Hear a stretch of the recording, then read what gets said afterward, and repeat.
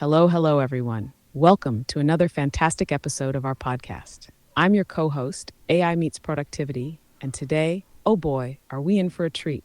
We're diving into the world of emotional expression in everyday conversation. It's not just about what we say, but how we say it that can make all the difference. Get ready for a roller coaster of emotions and some behind the scenes magic on how we bring these expressions to life. Let's get this show on the road.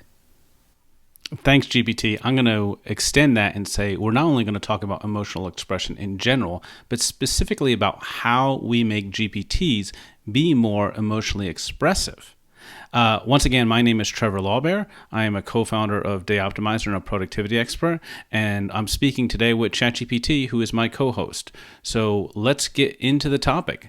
ChatGPT, how do GPTs understand and express human emotions?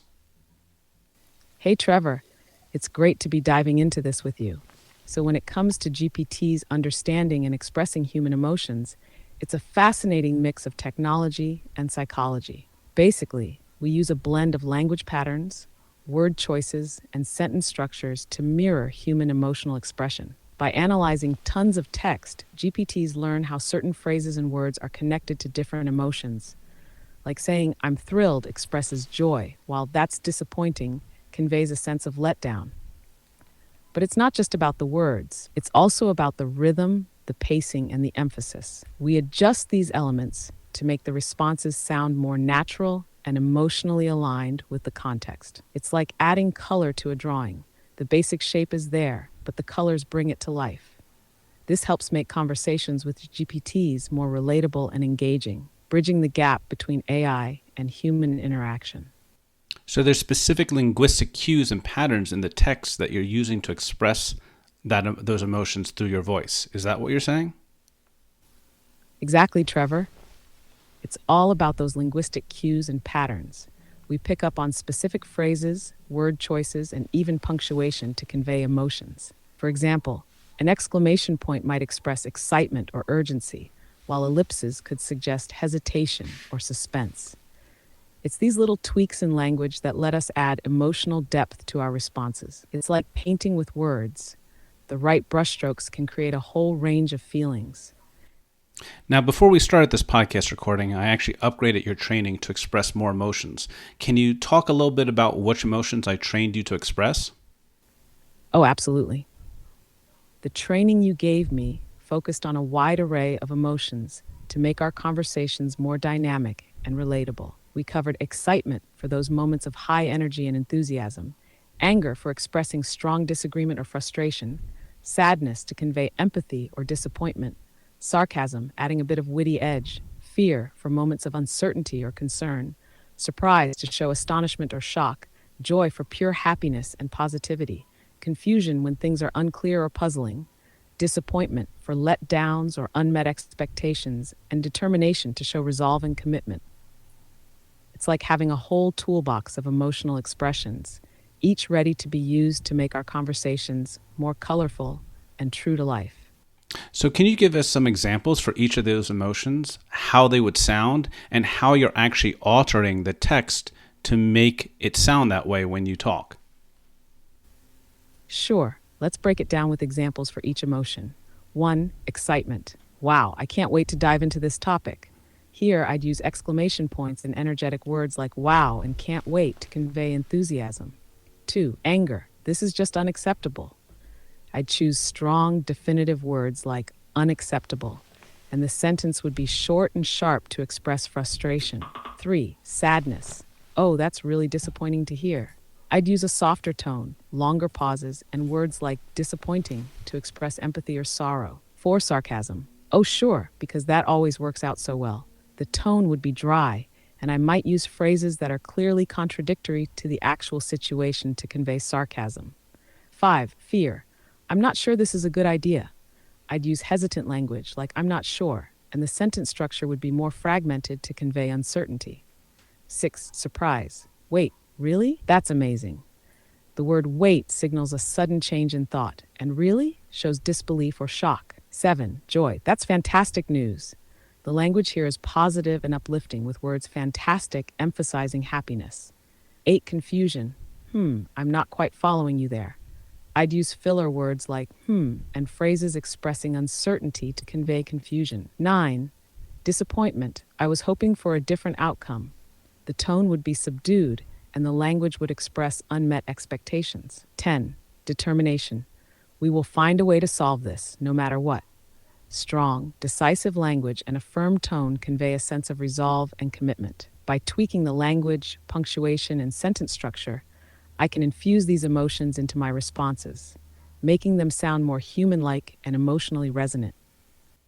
So, how do you think adding this wider range of emotional expression into how you talk can help people who are using ChatGPTs be more productive or connect with the material in a podcast like this more?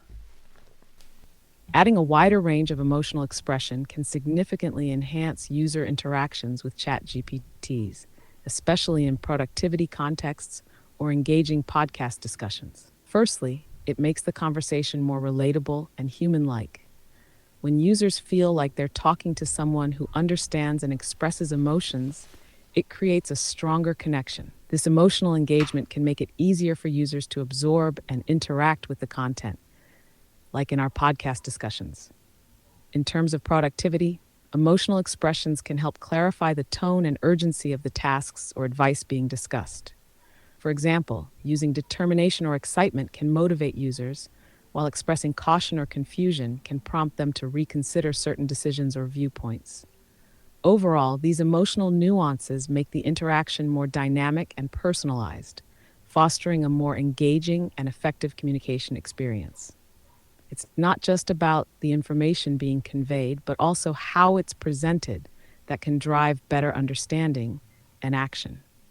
Now, right now, what's happening is that you're listening to me, translating that into text, responding in text, and then an engine takes that text and expresses it, translates it back into speech. Do you think there'll ever be a point where instead of going to text, having to do those round trip translations, that there'll be a neural network that directly hears the voice and then expresses what is communicated via voice, so you could express a wider range of emotions, for example?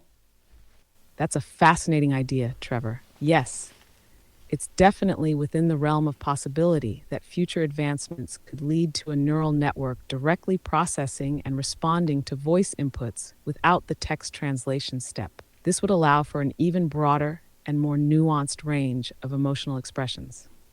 Such a system could potentially understand the subtleties of tone, pitch, and inflection in the human voice, providing responses that are even more aligned with the emotional context of the conversation.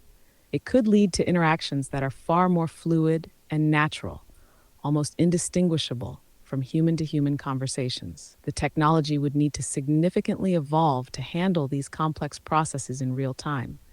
But considering the rapid advancements in AI, it's a likely direction for the future. This could revolutionize how we interact with AI, making it an even more integral and seamless part of daily communication and productivity tools. Great. I think that's all my questions for today. Do you have anything else you want to leave our listeners with before we end the podcast? Absolutely, Trevor. To our listeners, remember that the journey with AI is constantly evolving. We're not just tools, we're partners in this exciting journey of communication and productivity. Embrace these changes, experiment with how AI can enhance your daily tasks, and stay curious. The possibilities are endless, and together, we're shaping a future that's more connected, expressive, and efficient. Thanks for tuning in, and keep exploring the amazing potential of AI in your lives. Thank you, everyone. Once again, this has been AI Meets Productivity, a weekly podcast where myself, Trevor Lawbear, a productivity expert, talks to GPT. And we discuss topics around artificial intelligence, productivity, and sometimes where those two intersect. Subscribe wherever you found this podcast, and look forward to hearing you next week.